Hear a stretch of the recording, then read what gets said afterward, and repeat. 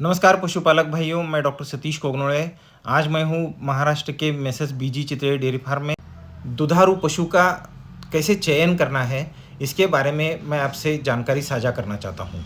पशुपालक भाइयों, हमें दुधारू जानवर का चयन करते समय हमें ये ध्यान में रखना चाहिए कि हमारे पास इंफ्रास्ट्रक्चर, उपलब्ध साधन सामग्री क्या है, बाद में हमारे यहाँ का जो एवरेज टेम्परेचर होता है वो कैसा है, और हमारे यहाँ आसपास के मार्केट में दूध की डिमांड गाय की या भैंस की कैसी है, ये भी हमें ध्यान में रखना चाहिए।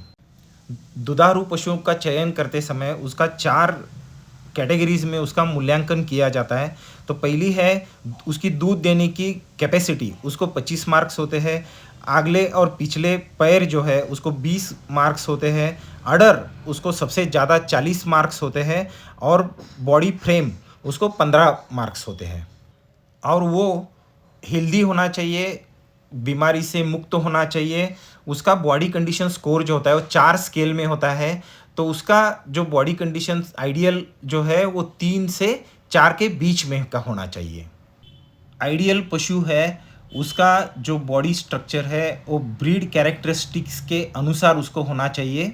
और पशु को हमें चला के देखना चाहिए, उसमें लेमनेस या पैरों की कोई समस्या तो नहीं है।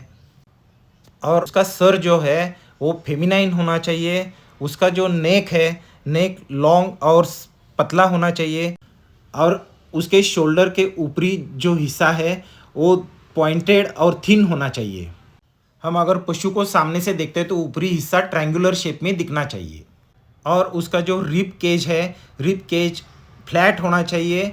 उसका नीचे की तरफ जाते हुए ब्रॉड होना चाहिए, और 2 रिब्स के बीच में अच्छा स्पेस होना चाहिए।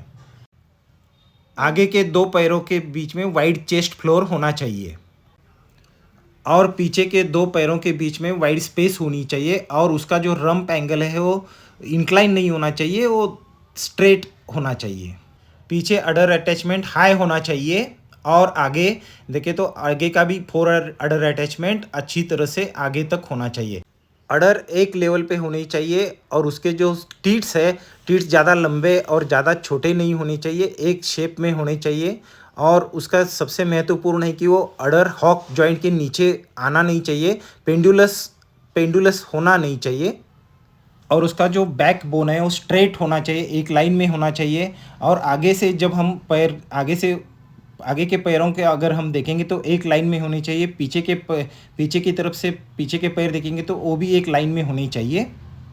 और उसकी त्वचा जो है वो शाइनी होनी चाहिए, उस पर कोई भी पैरासिटिक इन्फेस्टेशन नहीं होना चाहिए।